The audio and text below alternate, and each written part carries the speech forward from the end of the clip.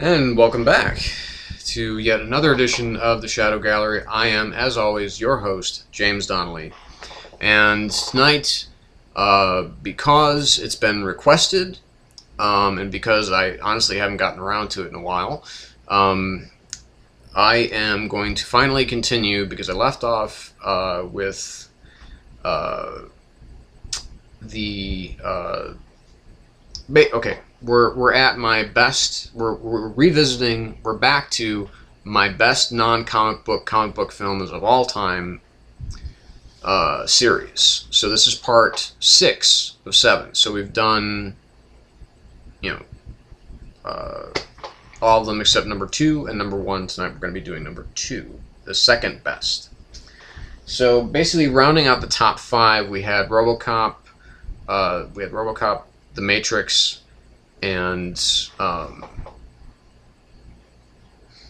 Jesus Christ, and Darkman, excuse me. So, like I said, that's, and I said that there were going to be 2 movies with the word dark in the title somewhere. And number 2 is that movie. So, let's take a look at the trailer.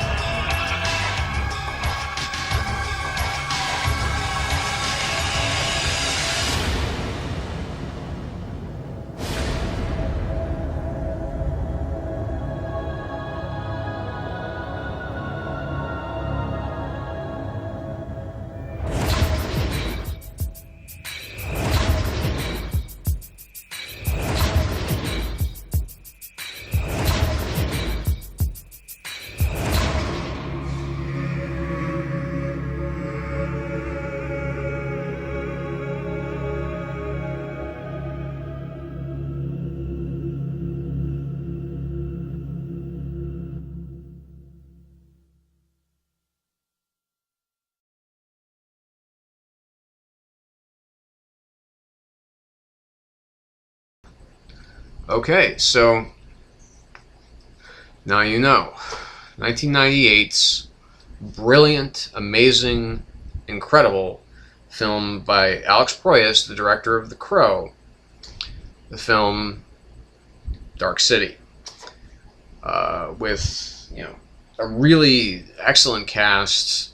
Rufus Sewell, who is usually relegated to playing the bad guys in movies. Playing our hero, John Murdoch.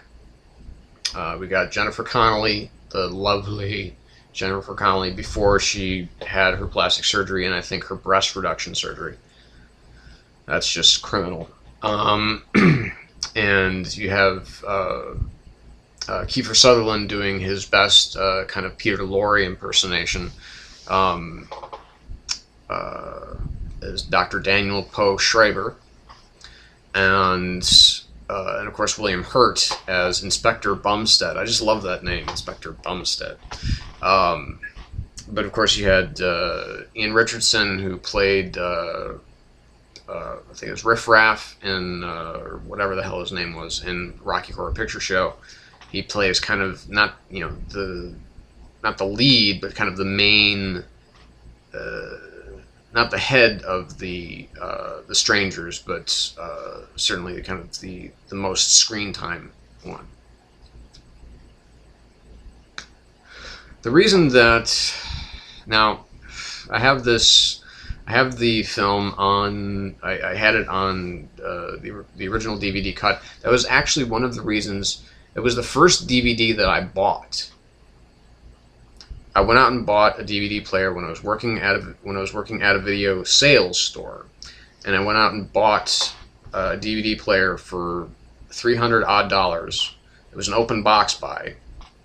So this is back in 1999, early 1999, and this was the first DVD that I bought, was the DVD for Dark City. And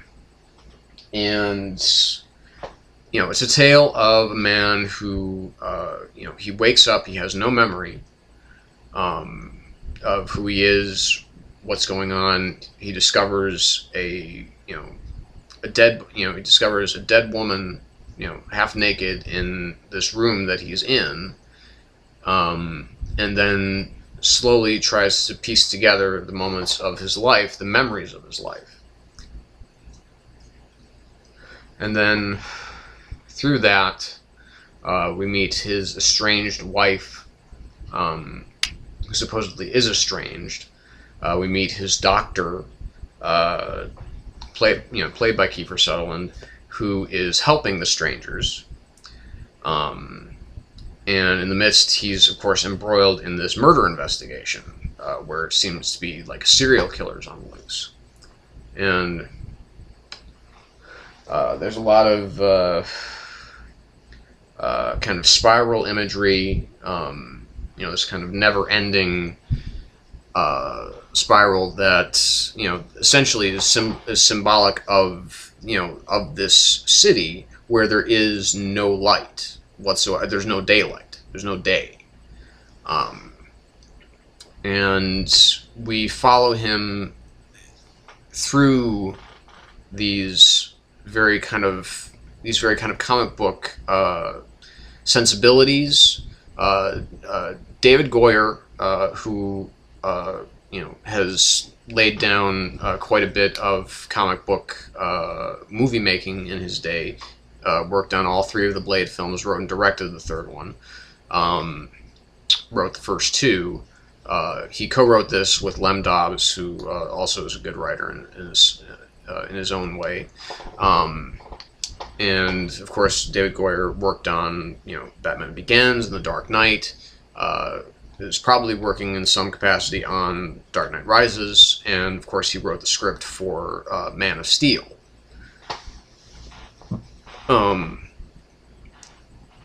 Even the shots in the film, it's very heavy Art Deco. It's very like 40s-esque, maybe late 40s, early 50s. Even the music reflects that. Some of the music that is some of the songs that are sung by Jennifer Connelly's kind of torch song singer, and so it has this very kind of 40s 40s and 50s mentality to it. It's arranged like a comic book. Even the shots are very comic book-esque. And of course, the plot is very comic book-esque. About a man who has this ability to, basically, it's a form of telekinesis, but they call it tuning. And the big reveal in the film. I remember sitting in the theater. I remember seeing the commercials first of all in the trailer, and saying to myself, I have to see this movie like as soon as it's possible because this looks really fucking cool. And I went to see it opening weekend, and I was just blown out of my fucking socks. This movie was just amazing. It's very well written. It's extremely well directed. The effects for that time, I thought, were incredibly mind-blowing. They were, they were far and away better than some of the other stuff that I'd seen that was supposed to be like beyond that, because this was a relatively low-budget release. Wasn't an overhyped film. It didn't do extraordinarily well at the box office, but it was, on a lot of critics' top 10 lists for that year, and particularly Roger Ebert, who, I don't know if you know, actually did the DVD commentary for this film. It's the only one that he's ever done a DVD commentary for, and actually has gone and done lecture series at universities for this film, and discussing it. And it really it is a film that deserves a lot more attention, I think, than it got. I think it's finally gotten that. I have the director's cut Blu-ray now, and it looks even more beautiful on Blu-ray.